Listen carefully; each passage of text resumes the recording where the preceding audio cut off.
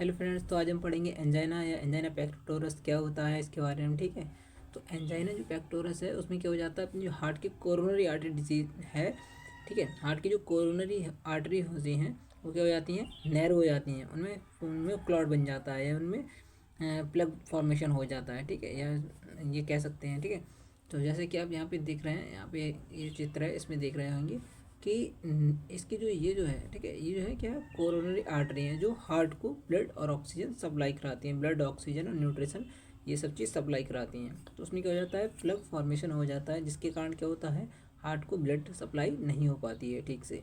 तो ये देखिए आप यहाँ पे क्या हो गया, ये प्लग फॉर्मेशन हो गया है, जिसके कारण ये क्या हो गई, नैरो हो गई है, मतलब सिकुड़ गई है, इसमें जगह जो है वो कम हो गई है। तो इससे क्या है, ब्लड फ्लो बहुत कम हो जाएगा और थोड़ा थोड़ा ब्लड फ्लो जाता है। ठीक है, अब हम देखते हैं इसके कॉजेज। फिजिकल एक्सटेंशन से हो सकती है और इमोशनल स्ट्रेस से भी हो सकती है। ठीक है, ये होगा इसके कॉजेस।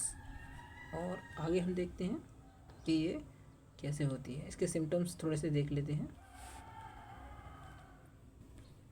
सिम्टम्स में देखेंगे हम, सिम्टम्स में क्या क्या सिम्टम्स मिलेंगे पेशेंट को अगर ये क्या हो गया है, उसको कि जो कोरोनरी आर्टरी है उसमें प्लग फॉर्मेशन हो गया है, तो क्या क्या सिम्टम्स मिलेंगे। चेस्ट पेन ऑफ डिफ़िकल्टी, उसमें क्या होगा, चेस्ट में बहुत पेन होता रहे उसको। ठीक है, pain reducing to the shoulders arm neck and jaw.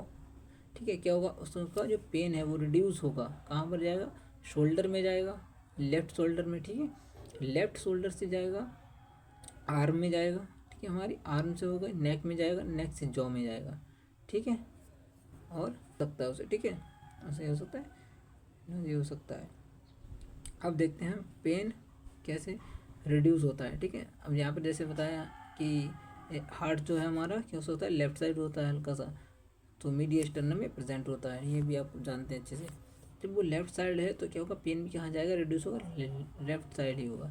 देखिए यहाँ पर भी इन्होंने मेंशन किया गया है कि पेन जो है वो reduce by the shoulder arm neck and jaw. कहाँ जाएगा, शोल्डर में जाएगा, आर्म में जाएगा और नेक में जाएगा, उसके बाद हमारा जॉ में जाएगा। ठीक है, चलिए आगे देखते हैं। इसके ट्रीटमेंट के बारे में थोड़ी सी बात कर लेते हैं। इसके जो ट्रीटमेंट है वो कुछ मेन बेसिक से ट्रीटमेंट देख लेते हैं।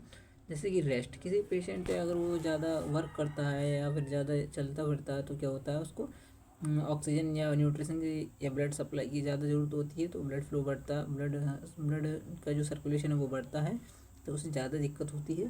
ठीक है, उसे हम नाइट्रोग्लिसरीन देंगे, टैबलेट आती है नाइट्रोग्लिसरीन, वो देंगे, जिससे उसे आराम मिलेगा। और हम उसे बीटा ब्लॉकर जितनी मेडिसिन है उसमें से भी दे सकते हैं। ठीक है, और मेन जो है उसमें रेस्ट कराएंगे उसे और बीटा ब्लॉकर मेडिसिन देंगे, जैसे कि हम यहाँ पे देख पा रहे हैं डायग्राम में।